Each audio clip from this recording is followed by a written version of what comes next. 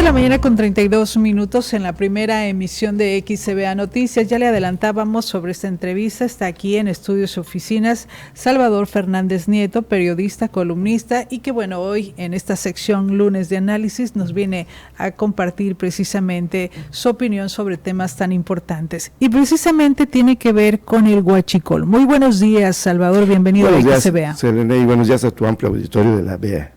Y bueno, revisar tu anterior columna, hablabas precisamente sobre este problema, este delito que no se ha acabado. Por el contrario, ahí están estos golpes contundentes que ha hecho la Secretaría de Seguridad y Protección Ciudadana a nivel nacional y aquí en el estado de Tabasco, que tampoco ha sido sí, no se ha acabado, excepción. Selene, y nos impacta a todo el país por una razón. Recuerden que antes de las vacaciones de Semana Santa había un subsidio, sí, y había gasolina que valía más o menos 21, 22 pesos, 23 el litro, y ahora se habla de que no se ha reducido y que no se ha dado ese suministro por la gran cantidad de fuga que tiene Pemex, con el asunto del huachicol, que se le llama a lo que se sustrae, y también al contrabando fiscal que viene ahora hasta por buques. Y yo titulé mi columna, Selene, la bandera negra, ¿no? Huachicol, bandera negra. ¿Por qué así lo titulé? No estoy de acuerdo con aquello de los extremos, todo es blanco, todo es negro, pero López Obrador, expresidente, levantó la bandera blanca contra la corrupción, dijo que ya había bandera blanca y que la escalera se barría de arriba para abajo, ¿no? Sí. Eso quiere decir que en los primeros escalones de arriba ya se había terminado, pero eso, los hechos son contundentes y dicen lo contrario. Omar García Harfuch, secretario de Seguridad Nacional, la semana pasada habló de que hasta el momento, del sexenio de la presidenta Claudia Sheinbaum, se llevan asegurados 70 millones de litros de huachicol. 70 millones. 70 millones. Entonces, yo, mi columna, puntualicé 4 puntos, sí, Selene. ¿Por qué? Sí. Primero, si existen 70 millones de litros hasta el momento, ahí no contaba los casi millón, porque fueron 900 y tantos mil litros recientemente, después de esa cifra que dio, en un lugar que se llama Las Vigas, cerca de las afueras de Jalapa, Veracruz, capital del estado de Veracruz.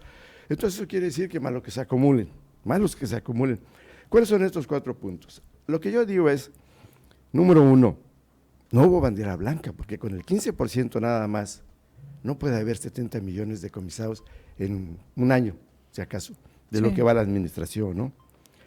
Número 2, lo sofisticado del sistema que implica sustracción, traslado, distribución y venta del huachicol, de esta gasolina extraída, por un lado, y por otro lado, que llega de contrabando. Recordemos que hubo 10 millones de litros decomisados de un buque tanque en Tamaulipas. Sí.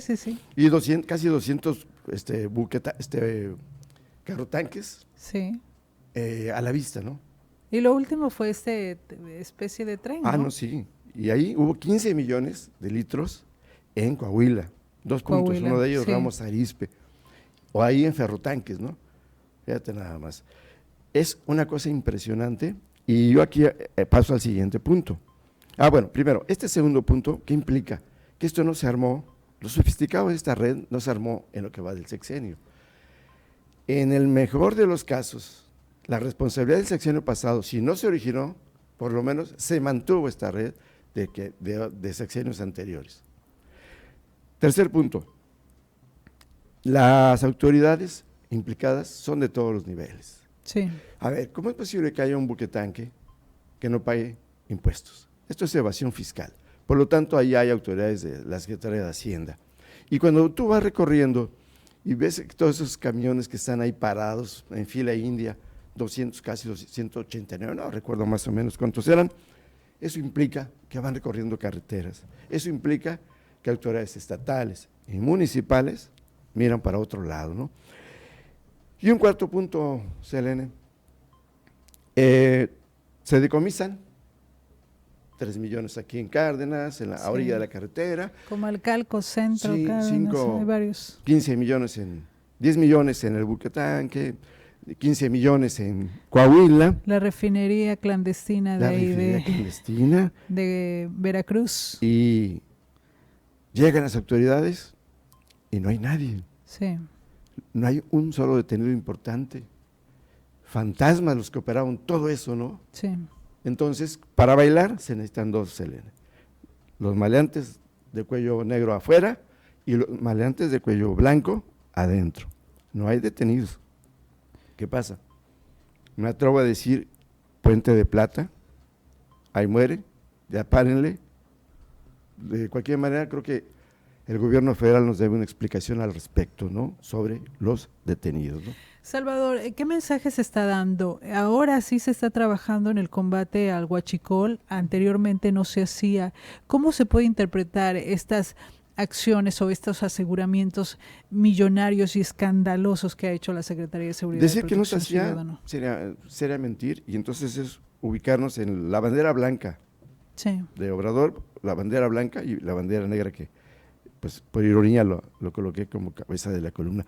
Sí se hizo algo, pero no al 85% que tanto presumió el presidente López Obrador en su momento. Por lo tanto, sí hay resultados diferentes en lo que está pasando. Y lo de abrazos y no balazos creo que quedó en la historia.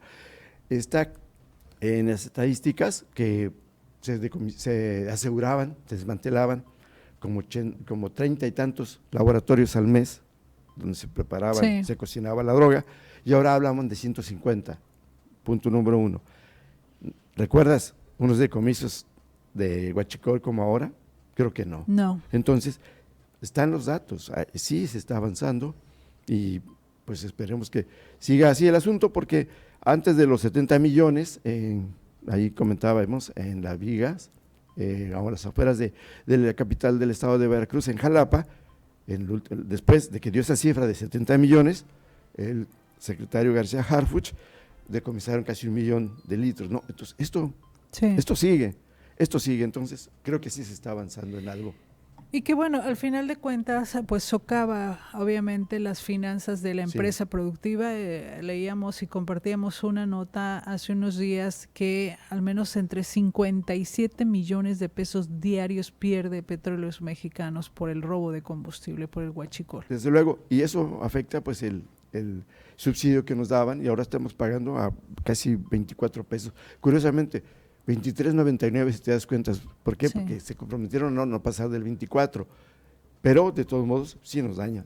Si llena tu tanque, 70, son 1.50, casi son 150 pesos que nos pega a los usuarios, a los conductores, ¿no?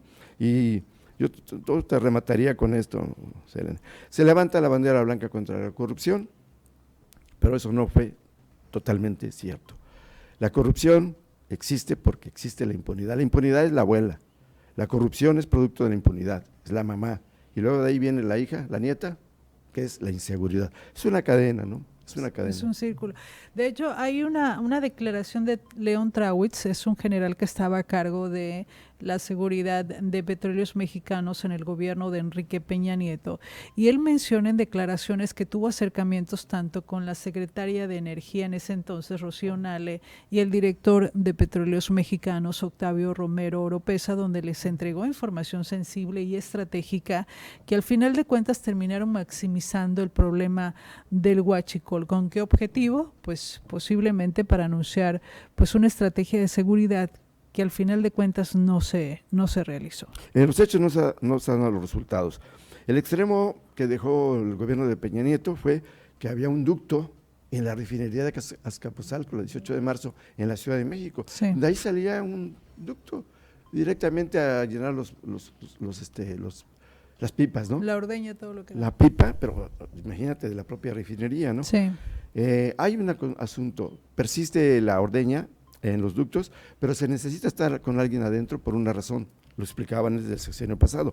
Hay unas famosas corridas, cuando va a correr un combustible determinado por algún ducto, y se dice ducto y se dice hora.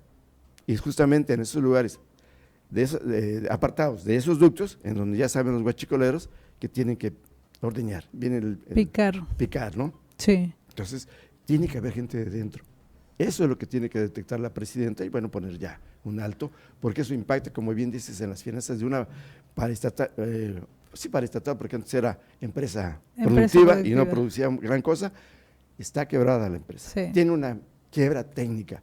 Todo lo que está pasando aquí en el estado del cierre de negocios son producto de las empresas que le trabajaban a Pemex, que ha despedido muchísimos, cientos de trabajadores, han cerrado muchas empresas que le trabajaban y bueno, pues por cierto, la oposición se lo achaca a este gobierno, creo que indebidamente. Por cierto, ¿cómo ves la declaración que hizo Octavio Romero? El fin de semana estuvo de visita en el estado, vino a hacer un recorrido a la delegación del Infonavit y al ser abordado por medios de comunicación, pues no quiso hablar, evitó hablar de ese tema, de los adeudos que mantiene Petróleos Mexicanos con proveedores, que dice que ya le está enfocado en el tema Infonavit, pero bueno, dijo que no quería ser grosero con la prensa. ¿Te parece si regresando a la pausa comentamos más de esto? El Infonavit.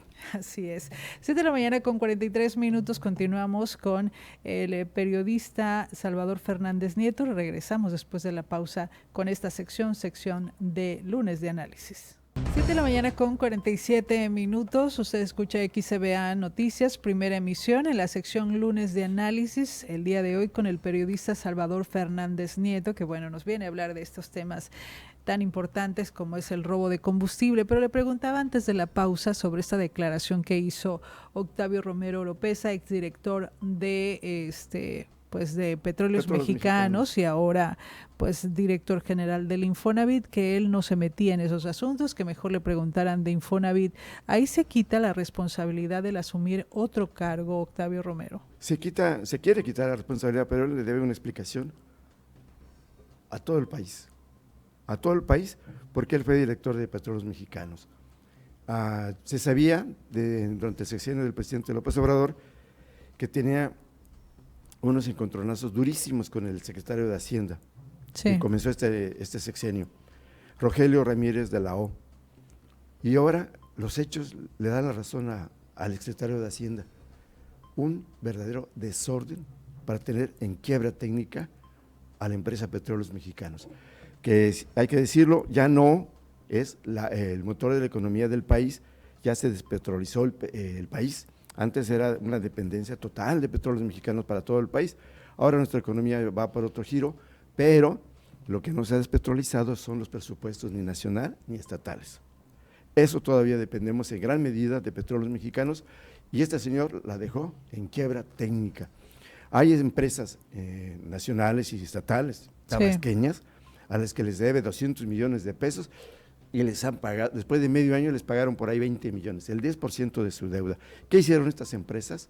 Se contrajeron todas sus actividades, despidieron a cientos de trabajadores y obviamente hay un circulante que se redujo en el Estado y ahí están las consecuencias. El otro día se habló de 20 y tantas empresas que cerraron, ciertamente se quedaron 30 y tantas, pero el daño de Petróleos Mexicanos al Estado es brutal.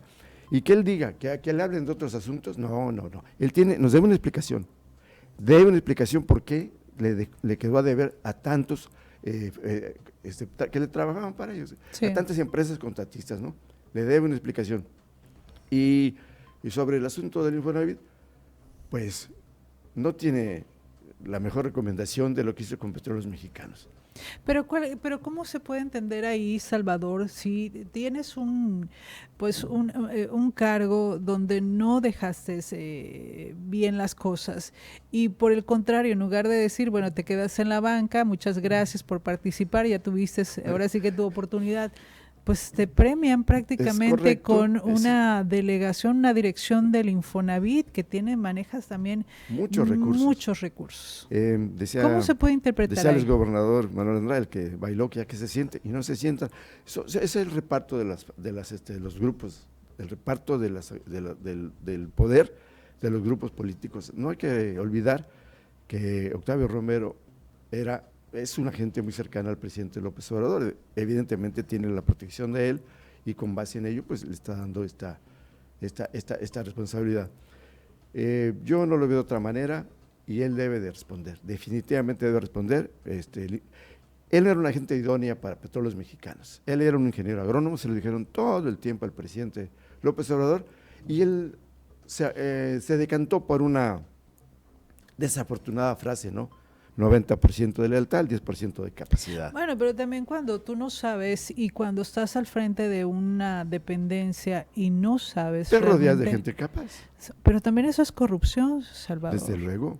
Eso es corrupción, el hecho de que no sepas dónde estás, ni tienes remota idea de lo que estás haciendo, también es corrupción. Posiblemente no te robe los miles de millones de pesos, pero si no sabes hacer las cosas decisiones equivocadas, y las decisiones equivocadas al final de cuentas cuestan. Dañan, y ahí está la empresa quebrada.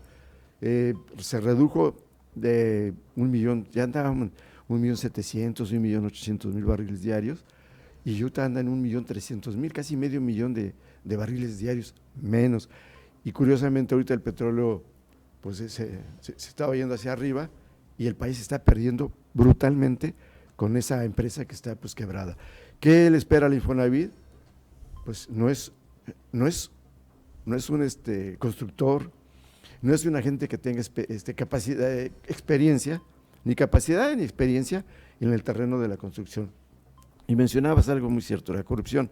Se puede no tener la capacidad, pero sí se puede tener la voluntad política, para empezar, rodeándote de gente preparada, sí, que te saque al buey de la barranca, porque Petróleos Mexicanos tenía problemas, se le rescató, se le inyectaron miles de millones de pesos y no dio resultados.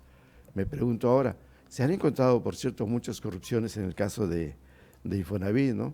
Esas invasiones sí, que pues ya después de un tiempo pues ya no pueden sacarte.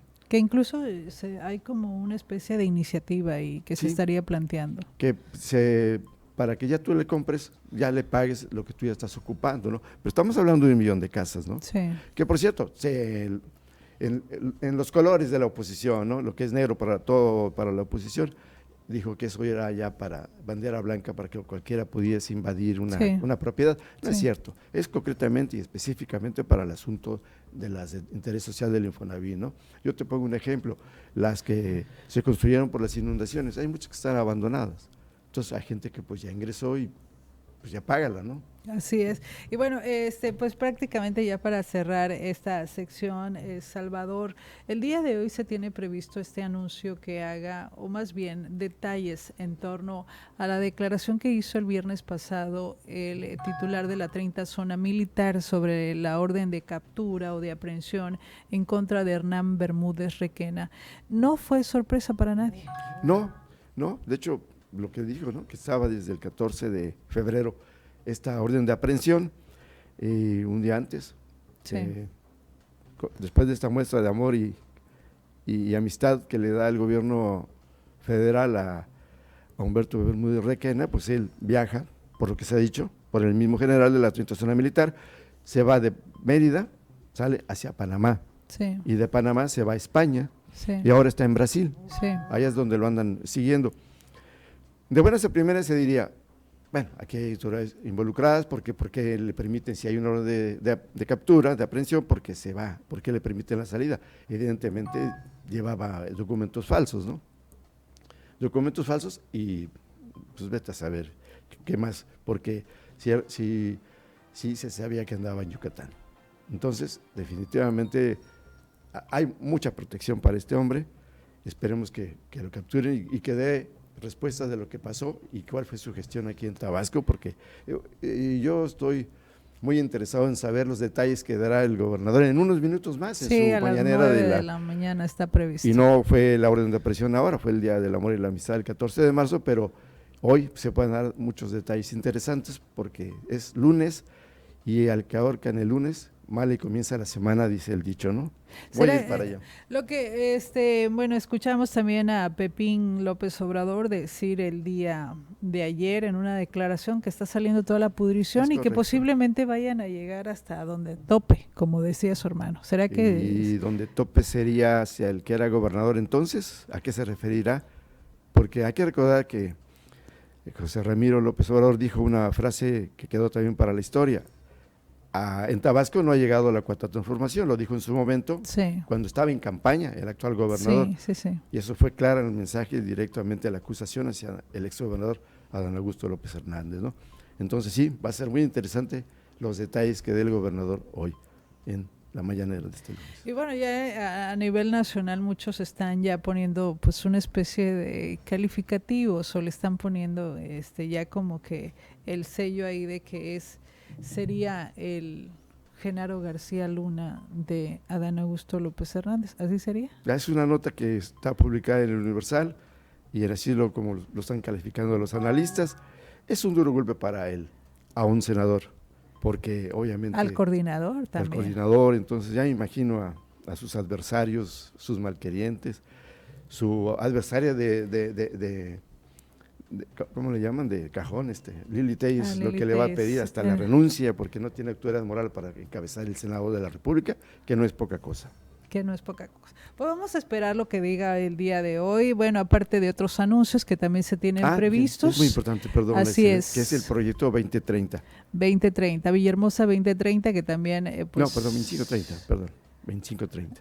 Sí, perdón. Bueno, es un proyecto de obras también sí, que se tiene previsto presentar el día de hoy. Entre ellos, pues incluye el centro de convenciones, sí, también obras importantes para el estado de Tabasco y también para la ciudad de Villahermosa. Pues Salvador, ¿algo más que quieras agregar? Pues nada más que es muy importante también ese anuncio porque son obras importantes de infraestructura. Un estado sin infraestructura, Selene, no puede tener desarrollo.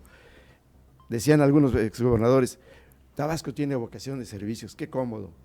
¿Qué sabes qué son los servicios? Los centros comerciales. Construir una bodegota y llenarla de productos, acabando con el comercio local, eso no es desarrollo. Sí, pues muchas gracias Salvador, como siempre, es un gusto y un placer tenerte en esta sección Lunes de Análisis. Nos vamos a la pausa, recuerde que esta entrevista usted la puede ver y escuchar a través de YouTube XCBA Tabasco.